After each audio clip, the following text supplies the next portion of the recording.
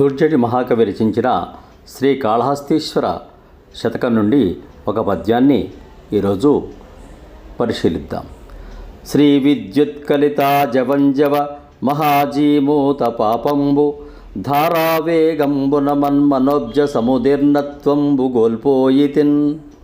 దేవా నీ కరుణాశరత్సమయమింతే చాలు చిద్భావనా సేవన్ తామరతం పరైమనియదన్ శ్రీకాళహస్తీశ్వరా.